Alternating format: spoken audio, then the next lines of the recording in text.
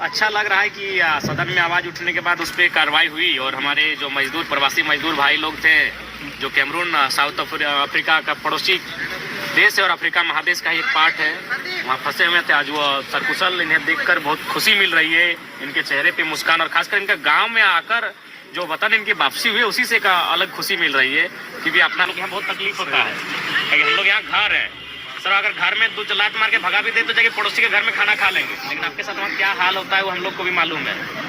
अच्छा लग रहा है कि सदन में आवाज़ उठने के बाद उस पर कार्रवाई हुई और हमारे जो मजदूर प्रवासी मजदूर भाई लोग थे जो कैमरून साउथ अफ्रीका का पड़ोसी देश है और अफ्रीका महादेश का ही एक पार्ट है, वहाँ फंसे हुए थे। आज वो सकुशल, इन्हें देखकर बहुत खुशी मिल रही है, इनके चेहरे पे मुस्कान और खासकर इनका गांव में आकर जो वतन इनकी वापसी हुई है उसी से का अलग खुशी मिल रही है।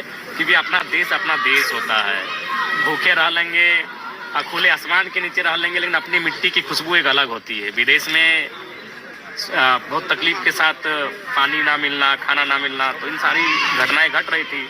तो सदन में इनके माध्यम से टेलीफोनिक हमें सूचना दी गई थी, तो हम सूचना के माध्यम से हाउस में इस बात को रखे थे और आज चलिए एक प्रयास से ये लोग आए हैं। तो सबसे पहला तो संदेश यही देंगे कि जब भी वो विदेश के लिए जाए तो टर्म एंड कंडीशन को बहुत अच्छी तरीके से जांच परख के पढ़ें समझें, उसके बाद ही वो विदेश जाए। और सबसे पहली बात, जब जाए तो सामूहिक तौर पर जाए और वहाँ अगर घर में उनका आपसी विवाद है तो उसको भुलाकर एक दूसरे को सहयोग करें। क्योंकि आप विदेश में रहते हैं, आपका एकता बहुत आवश्यक है, आप समूह में रहना भी आपका आवश्यक है। और यही कि आपातकाल की घटना आपके साथ अगर कभी ऐसी घट सकती है तो उसके लिए कुछ सर्सेस को बचत करके रखें, जो तुरंत अगर हमारे साथ कुछ घटना घटती है तो हम कम से कम 1 महीना 15 दिन 20 दिन चला सकते हैं। लेकिन जब वो मुख्यमंत्री हैं तो स्वाभाविक सी बात है वो क्रेडिट लेंगे और नो डाउट कार्य उनके एमएलसी के माध्यम से ही हुआ होगा, लेकिन मूल रूप से जो आवाज़ उठाते हैं ये उनका जो उनको संज्ञान में देते हैं वो रिस्पॉन्सिबल होते हैं।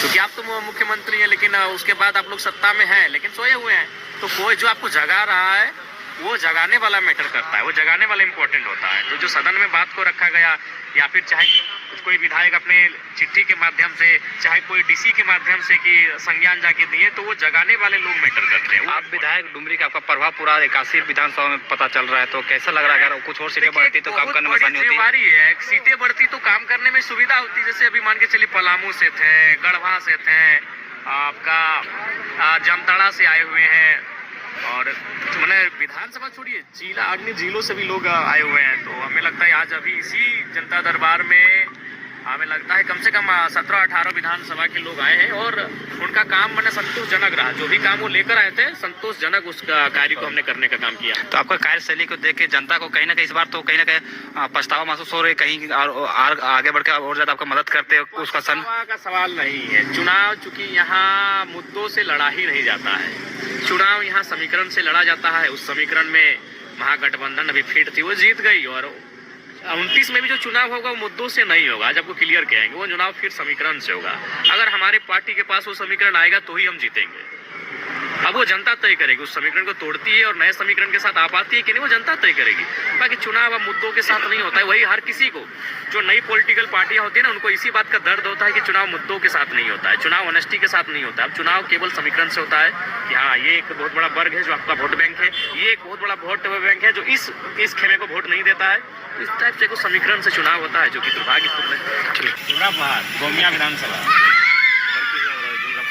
पहाड़ गोमिया, विशनगढ़, मांडू, जोबर यानी मांडा, जोबर तो बराबर जाएगा। जोबर क्यों लगा आपको? ऐसे प्रोग्राम में हम ठीक है।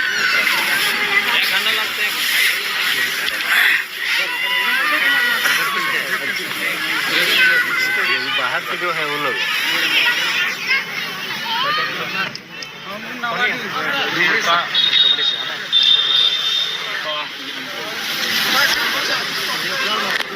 जॉबर से जाला आ रहा ना,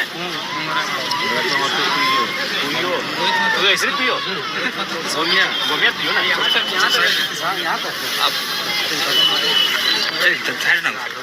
गालवा